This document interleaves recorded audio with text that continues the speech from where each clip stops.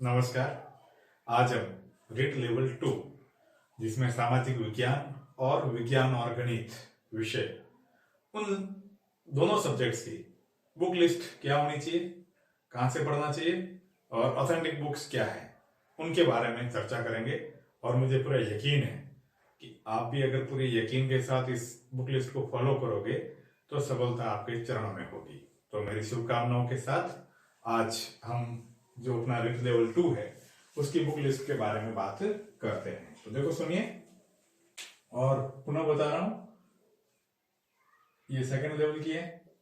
First level की strategy मैंने डाल दिया है, जिसका नीचे लिंक भी दे रखा है मैंने इस वीडियो के। तो फर्स्ट लेवल की आप बुक लिस्ट पुनः वहां से देख सकते हो। तो समय जाया ना करते हुए मैं सीधा टॉपिक पे आता हूं कि हिंदी की जो बुक लिस्ट है, तो आप फर्स्ट लेवल की तरह ही दो बुक्स इस पे ध्यान रखना होगा, ठीक है ना। एक तो नवीन व्याकरण रचना, ये आरबीसी बोर्ड की बुक जो कक्षा 9वीं से लेकर 10वीं तक में उपयोगी है, ये अभी चलती है। तो आप ये 9वीं से लेकर जो 10वीं तक की राजस्थान बोर्ड की जो बुक है नवीन व्याकरण एवं रचना 9 से 12 तक, इसको पढ़ना।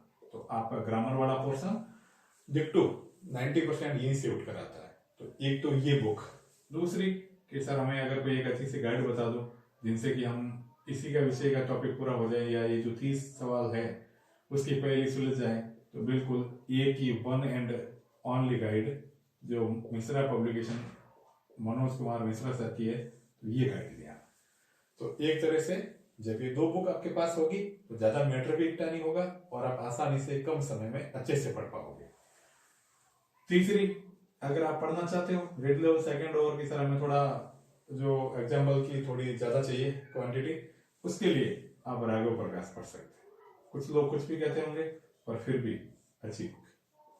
तो ये जो 3 बुक्स है आपके हिंदी के लिए पर्याप्त। इसके आगे संस्कृत, जो सेकंड लैंग्वेज आप लोगे, संस्कृत और अंग्रेजी में से कोई भी एक, वो आपकी अपनी क्षमता, कैपेबिलिटी, अपनी क्षमताओं के आकलन, आपके भरोसे और जो आपका कमांड है उस बेस पे लेना, ना कि किसी को पूछ पाछ के।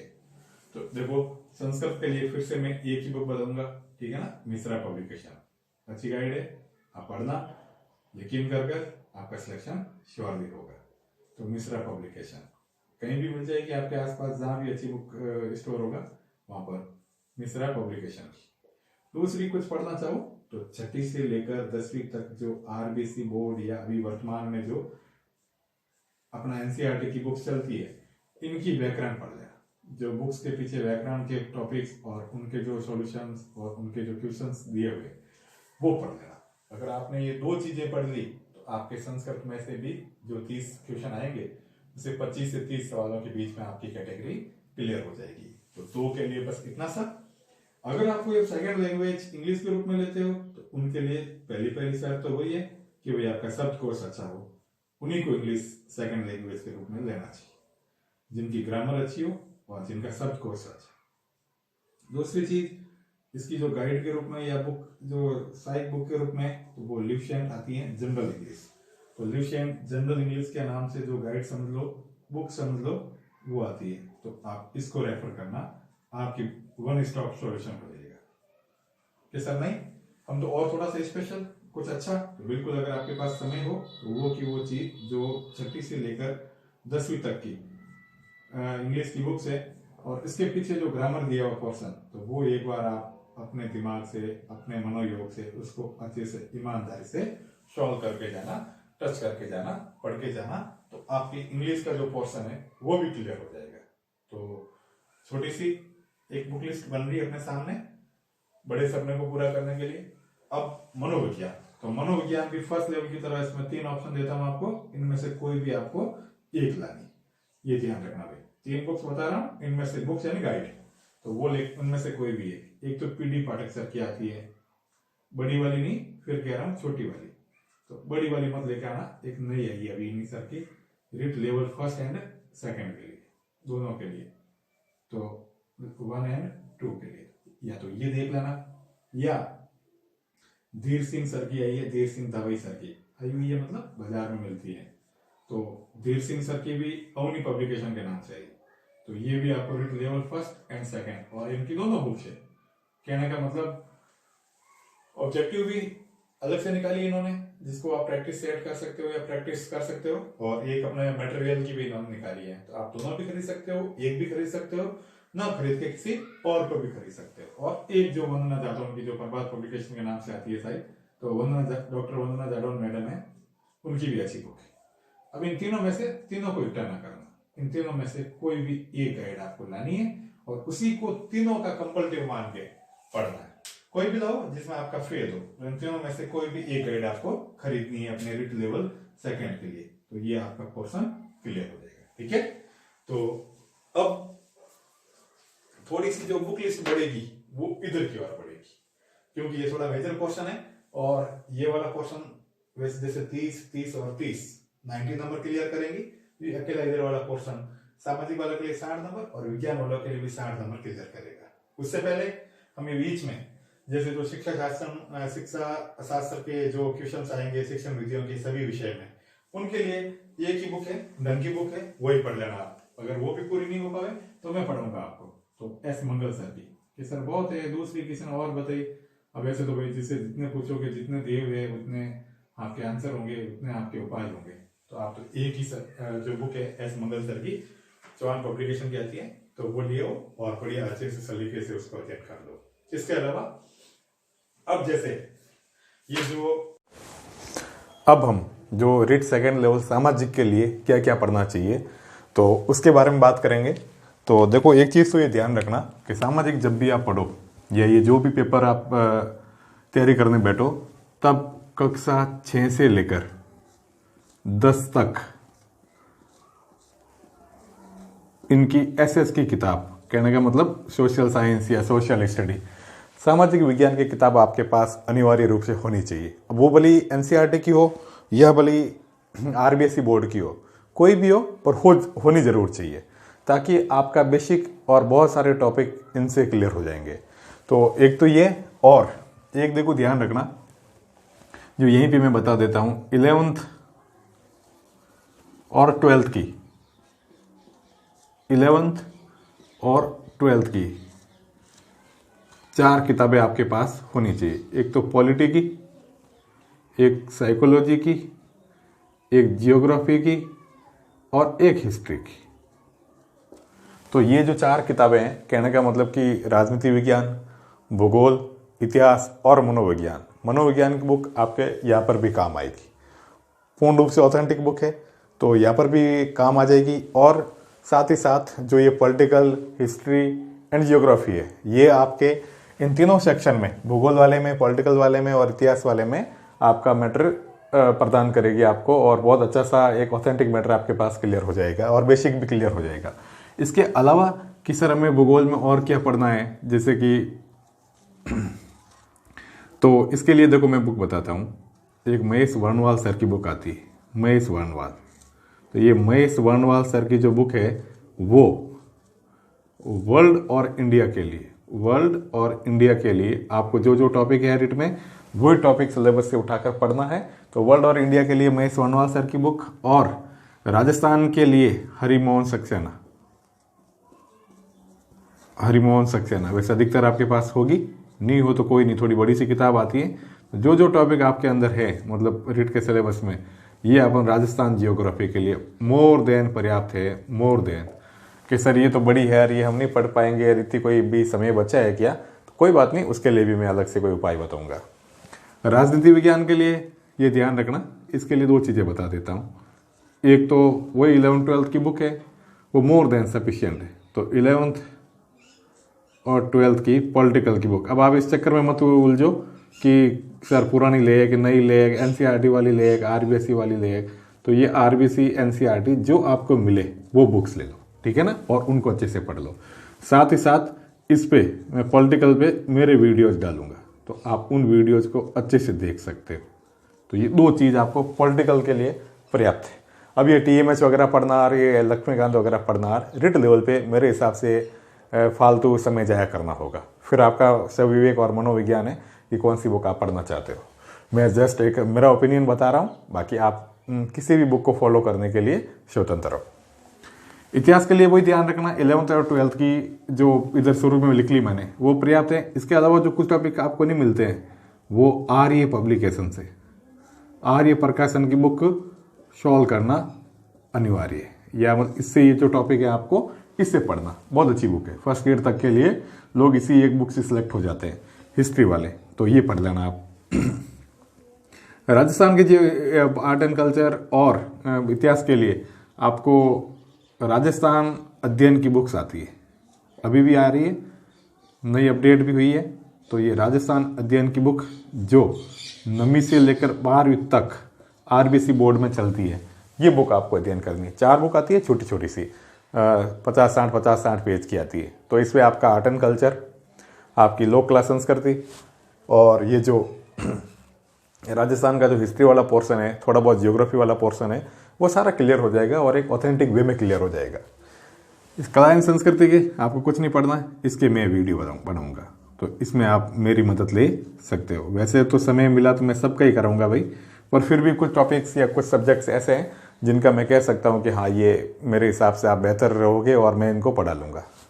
अब देखो ये तो मतलब एक तरह से ये चीज़ हुई है, कुछ और बचेगा ना, अभी मैं आपको लास्ट में बता दूंगा।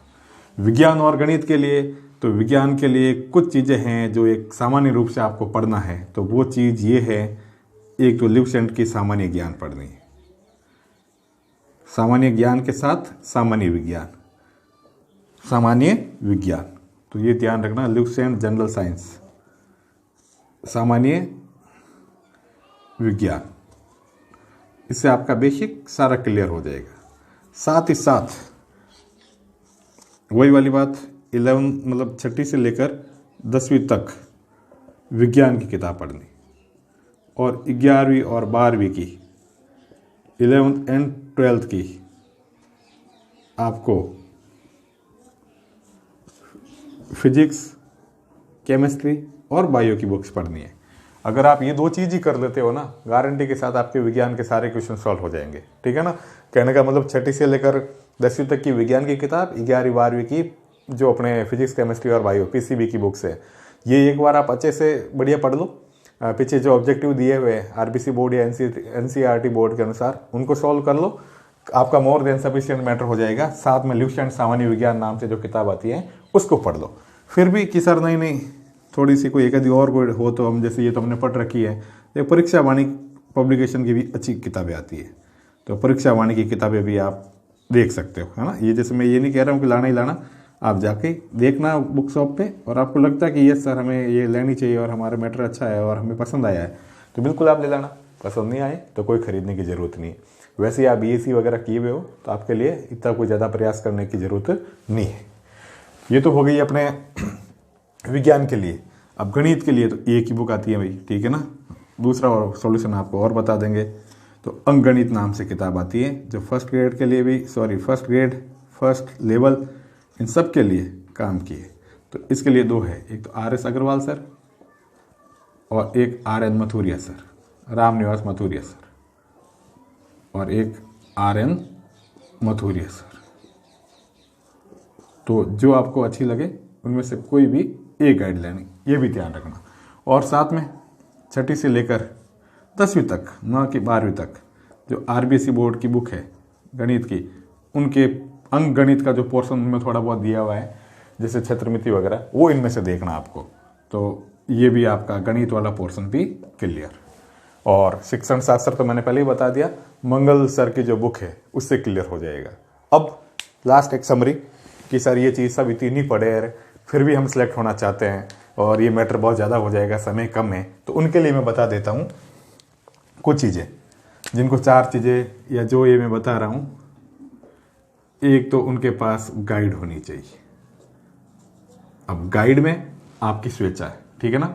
आप चाहो तो पैनोरमा ला सकते हो, आप चाहो तो लक्ष्य ला सकते हो, आप चाहो दक्ष ला सकते हो, आप चाहो राय, आप चाहो फर्स्ट रैंक, जो इच्छा हो कोई भी एक गाइड लिया ना, या पहले से ला चुके हो और फिर पैसे खराब मत करना। दूसरी चीज जो वैसे वास्तविक रूप से तो पहली थी, सिलेबस हमेशा बोर्ड पे टेबल पे हमेशा सिलेबस के अनुसार ही आपको अध्ययन करना है, विशेषज्ञ नहीं बनना। तो दूसरा आपका या पहला वैसे इंपॉर्टेंट सिलेबस।